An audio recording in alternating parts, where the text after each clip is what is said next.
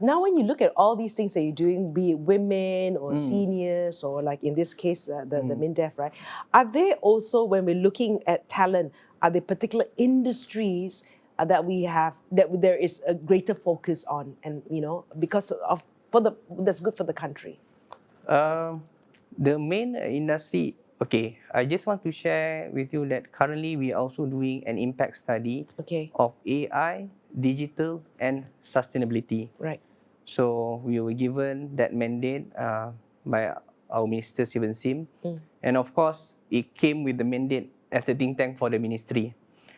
So we started the project in April. And when we identify the sector that we want to focus on, I mean, this is related to your question, we base it on contribution to GDP first. Second, we base it on number of employees involved in the sector. So there are 10 sectors that we have started.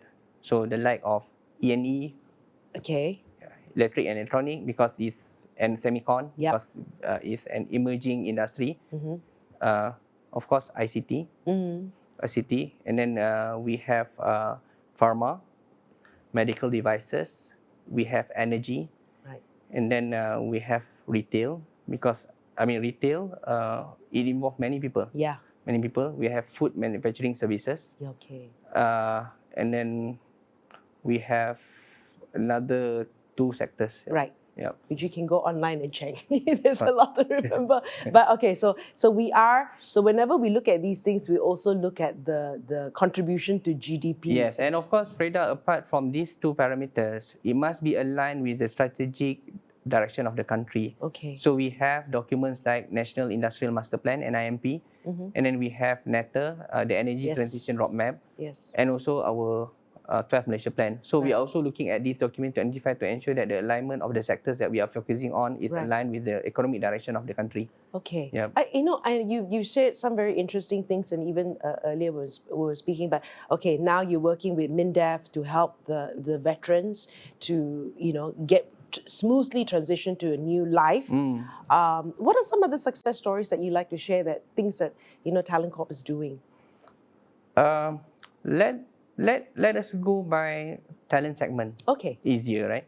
So for school, we focus on rock the school. So for school, our target is actually to give them early awareness of what is potential future opportunities for them. What are the future demands? Because unfortunately, the level of exposure that we have at school level is still very much very low. Because when we do our critical occupation list every year, that's a World Bank initiative that we did in 2016, and then after that we continue to do it on annual basis to identify most sought after but hard to fill jobs.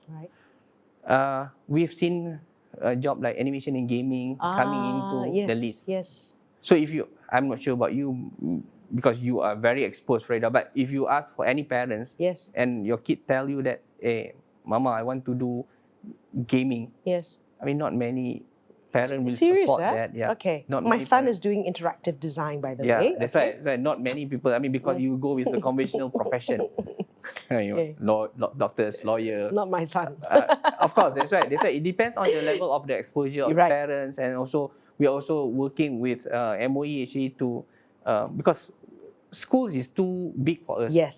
We're talking about millions of school kids. So for us to get that reach, we need to work closely with MOE, and then do it through the career counsellors at schools. So we are providing all this information to the career counsellors so that it can be disseminated up to the ground level. That's for school. For graduates, our focus is to ensure that they continue their career awareness, and then they can plan their career ahead, so that they experience a smooth transition from school to work.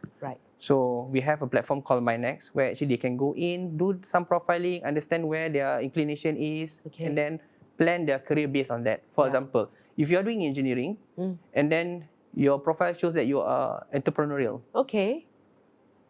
Do you need to stop from studying engineering? No. You continue to be an engineer. But when you want to plan your career, you become a sales engineer or technical sales, so that you become a towering technical sales compared to a normal engineer. So that's something that we are doing in the graduate space as well as internship. We want them actually to plan in advance. Identify what are the companies that potentially can hire them straight Yeah. away after Right. they completed their internship, so that they can actually map it. Because why we are focusing on internship, Freda? Not every, especially for the lower strata family, not every student has a luxury of their parents' Yeah. connection or networks. Yeah.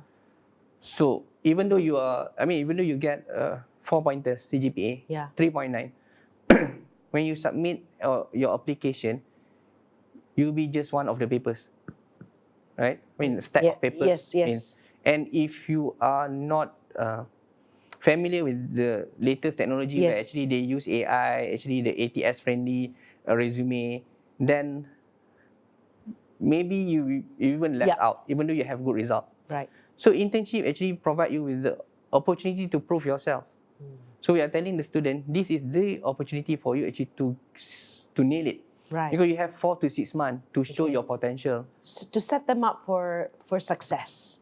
Exactly. And also to prove to the people who are making the decision to hire that you are the right person for the organization. And this is also what we are telling companies, that if you conduct an interview, you just have about 20 minutes or maximum half an hour for you to identify whether the talent is the right fit for your organization or not. But with an intern, you have full 4 months to 6 months to assess whether this candidate is actually suit or fit in your organization or not. Right. So that's for graduates. Right. So on the professional side, of course, we focus on women, as I mentioned earlier. So we're doing a lot of softening their return. What we want to focus now, Freda, is actually to develop a database. Okay. Because how we actually want to facilitate them when we Right. do not know where they are. Right. So we are working on a program called Wanita Maiwira. Okay. So where we are getting women actually to be registered, okay. so that we can have sets of program, mentoring program, Right.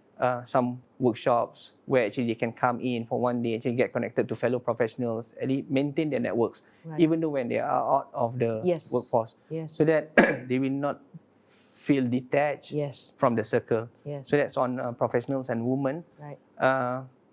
And on veteran, we have discussed on veteran Mawira. Okay. Okay, on the global talent side, this is where I want to highlight about My Heart. Yeah. So My Heart, we have different components, 2 target groups. One is for Malaysian abroad, Malaysian diaspora, who plan or even have the slightest intention to return. Okay. So we have different set of facilitation. Or another group is Malaysian who do not have any intention to return. Okay. So they come into the platform, they answer 7 questions, they can start to network and connect with fellow Malaysians across the globe. Okay. One thing interesting, when we go, for example, to Melbourne, for example, Right. one thing that we learn, sometimes even Malaysian within Melbourne, that will be the first time they meet each other. Yeah. So I think this is also another opportunity for us to bridge Malaysian within the cities, across the cities, across the country, across the globe. Right. So they come into the portal, they can start to network and connect. Okay. Okay. If they would like to do more, they can register their interest on area of collaboration. Right. We'll then facilitate. I see. We facilitate. Okay. We try our best to facilitate and to fulfill the area of collaboration that they would like to work in. Right. Okay. And then for those who have some intention to return, so we have employers on the platform also. We have about 70 employers on the platform, Right. where they can actually post some openings, Right. or have some networking session with potential returnees, so that sometimes the decision will not happen in 1 or 2 months. Sometimes Yes. you start the networking now, it will only happen maybe in a year time. Right. So that's for employment facilitation. Right. If they have already returned and they need to position or place their kids in international school, for example, Yes. because Yes. they want continuity, right? We work with private school, I think in total about 15, 16 of them Okay. join our platform, part of My Heart Education Facilitation, providing special package for the returnees. I see. I Yeah. see. And finally, REP, the tax incentive become actually the end of the loop. Yeah. So we Tax still facilitate incentive. tax incentive.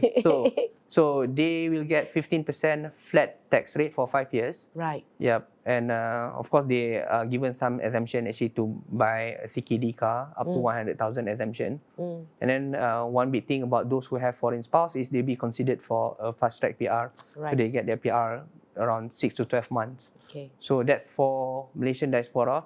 And the collaboration success story that I want to share with you, which we spoke a bit pre this program, the Lahat Datu program. So we went to UK. We met with Professor Ainurul from Brunel University. So she's working with her partner, Dr. Jane Chang. Dr. Jane Chang, she was also formerly from Brunei, but she has now returned to Sabah. Okay. So they are working on an organization called Social Value Malaysia, Right. where they are actually advocating on AI, digital, Right. at school level, but they focus on the teachers. Right. So when we get to know them and they require some support, we go in and support financially for them actually to run a program in Lahat Datu. So it was done last July, where actually they gather all the teachers from 30 schools at the center, and then after that they give that exposure to the teachers. Right. Then after that, the teacher will then disseminate the thing that they have actually received from the session to the kids. So that's one program that we are doing.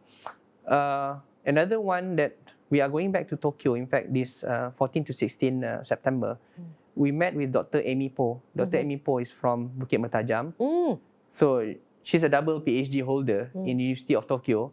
So she and a group of academia, they are actually organizing a program called Malaysia-Japan Visionary Conference. Right. So where they are inviting 100 papers to be presented in the flavor of the day, the Right. topics. AI, sustainability, Okay. and Alright. but they're also focusing on maybe some geopolitics, Right. ethics. So they're inviting 100 papers, and after that, the conference, they will then actually compile it and produce a publication. Right. So we sponsor the organizing of the event to be held in the University of Tokyo. Not that much. It sounds a lot, 1 million yen, but it's Okay. 30,000 ringgit. Okay. For the organization. It doesn't cost them that much because they are actually using University of Tokyo. But at the same time, we also prepare some bursary, 50,000, for our Malaysian academia to fly there, to Right. fly them there, and then get them actually to present their paper there. Okay. So that will happen in September. Okay. The whole idea is simple. We want to actually to create a success story of the brain circulation that I mentioned earlier. Right. So Dr. Ainurul is in UK. Okay. Dr. Amy Po is in Tokyo. Yeah. But they are creating value actually for Malaysian in Malaysia. Right. So regardless of where you are. Right. In fact, for example, Dr. Amy Po, because Dr. Amy Po is married to a Japanese. So logically, Amy Po, at this point, from our discussion with her, No plans. she doesn't have any plan actually to return, at least in the near future. Right. So, but she is still contributing to the Right. country and create something for the country. So this is where actually, And I think it's great what you're all doing because at least you're still connected and you're still contributing even though you can't physically be here because why we're all Malaysians at heart. yep, that's the narrative. And finally, last, I want to still touch on expatriates. Okay. Because, we are working at different verticals. Expatriates, we try to facilitate them well. Because for us, we anchor the development of this country via our local talent, because that's the most important talent pool and sustainable talent pool. But we add value and elevate it with the input from our expatriates, Right. foreign talent, because we need that diversity. So for expatriates, we have actually developed a platform called Expats Gateway, Right. where all the approving agencies now are on single platform. Right, So the charter okay. now has been reduced to 5 to 15 working days. Okay. So that's one. Second, if you arrive at KLIA, Right. 1 and 2, Yeah. at the international arrival, you find ESD Satellite Center where we work with immigration. Right. Actually, if you are an expatriate, you can get your employment pass stamp there. Oh wow. So means that it's work on arrival. Oh wow. So what happened before was, they came in on a special pass first, and then after that, they will wait, and then they need to come and get the stamp. So technically, prior to that, they cannot work officially. Yeah. But now because of this, the two centers, so they can actually, when they arrive in the airport, so they can actually get a stamp for them and for their family members, Okay. and then Right. start working. And I can see this is largely in that tech space, right? A lot of what I know, like MDEX also supporting this. Correct, a lot of correct. the- So I mean, the incoming also from the tech space, from MDEX passes. Primarily, they are coming through KLA 2, and the rest of 16 sectors Okay. also coming from both KLA 1 and 2. Yep. Right. So lots of initiatives happening, and great work that you guys are doing, and it's nice to know. Like you, as I was saying, that we can still contribute and be part of the workforce, Yep. and try not to lose them, right? Or give them a reason to stay connected and to stay back. Thank you so much for spending No time worries. with us today, and of course, you've been watching The Shift Asia.